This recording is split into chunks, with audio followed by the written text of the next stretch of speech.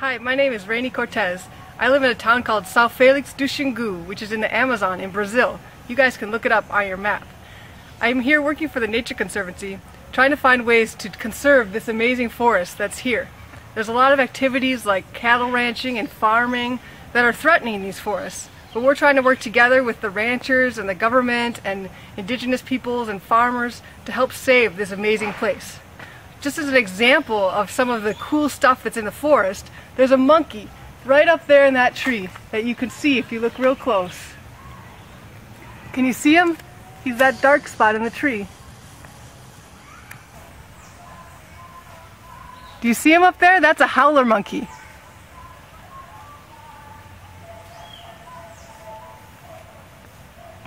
The Amazon is an amazing place, and I look forward to answering your questions about it.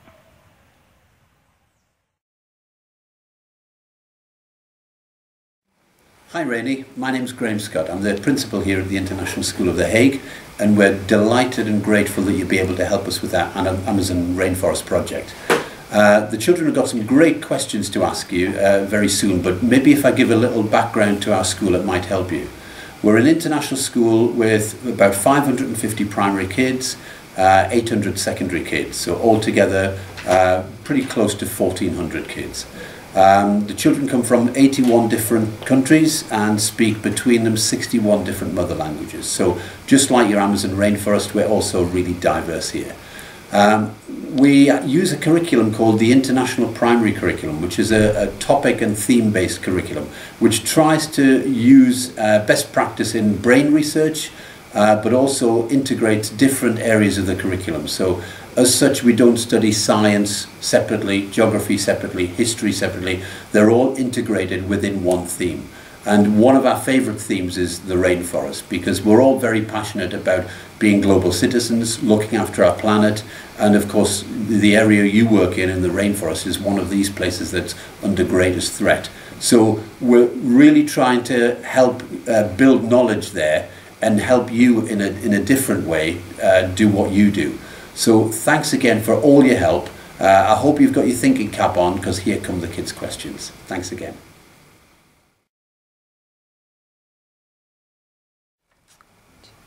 Hi, my name is Ria. I come from Japan. My questions are, where in the rainforest do you work? Well, I work in a town called São Félix do Xingu, which is in the state of Pará, within the country of Brazil. It's the Amazon rainforest. Brazil is in South America, in the Western Hemisphere. So you guys can look that up on your map and find out exactly where I live.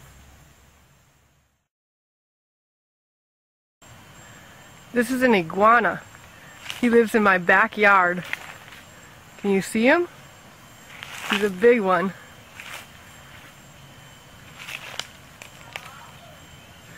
This is right behind my house. Look how big he is.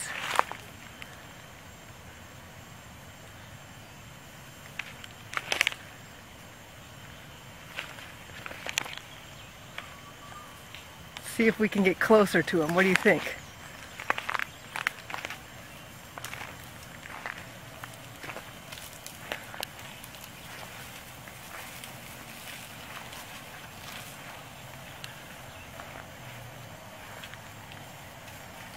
Look how long his tail is.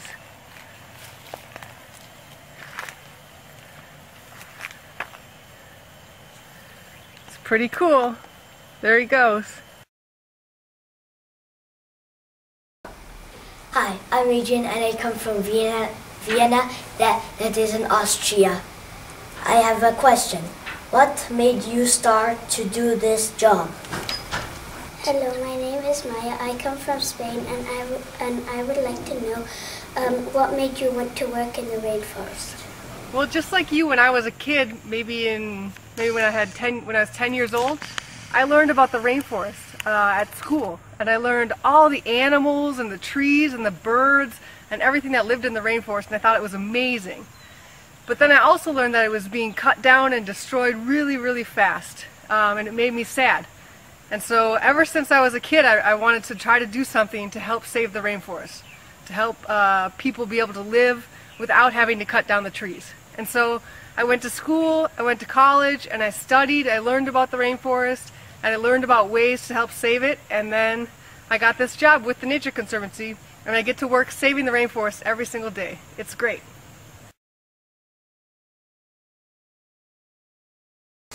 Hi, my name is Chantel. I come from Malaysia. My question is, why do the indigenous people need the trees? The indigenous people need the trees because they give everything for them. They give wood for their houses and leaves to make the roofs of the houses. They give fruits. There's lots of trees here with different kinds of fruits. It's home for the animals that they hunt for food. It provides rain that goes into the water for the fish. Everything they need is here in the forest. Medicines, they make medicines out of a lot of the trees and the plants. So for the indigenous peoples, the forest is like the supermarket. It provides all the resources they need to live.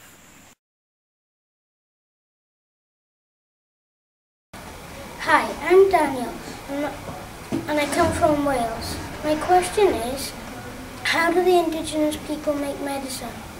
Well, there's all kinds of plants and nuts and fruits in the forest that for years and decades the indigenous peoples have had to use to figure out how to cure different diseases. And so they have people in the villages that are medicine men, and they've learned from their grandparents and from their grandparents for years which types of fruits and leaves and nuts you can cook and mix together to use to cure diseases.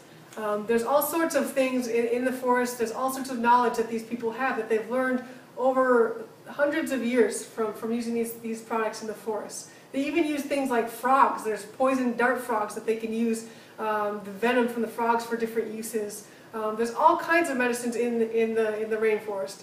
Nowadays, doctors are even going to the forest to find different plants and figuring out how to use them to make modern medicines. So the forest is full of different kinds of medicines, and the indigenous peoples have just learned over hundreds of years how to use them to cure different diseases.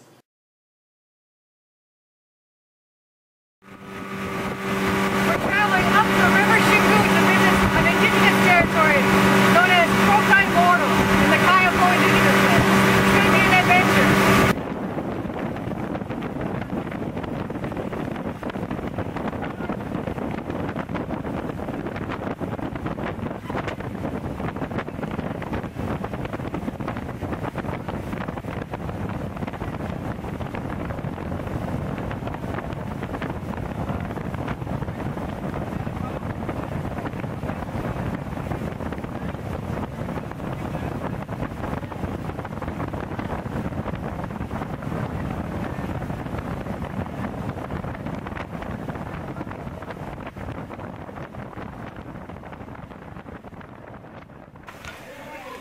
Here's the village, the Kayapo village that we're visiting, called Crocodile Mortal. They have a bunch of houses. There's 428 people that live here.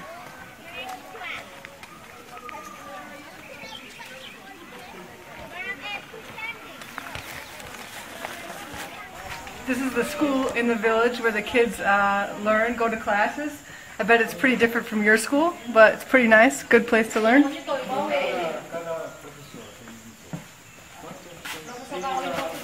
This is the manioc. It's a plant that they pull out of the ground, and you grind it up and eat like a flour. It's called manioc. It's one of the main foods that they eat here in the village. This is the food that they eat, a lot of it. It's manioc flour. They cook it over this big fire in this huge pot.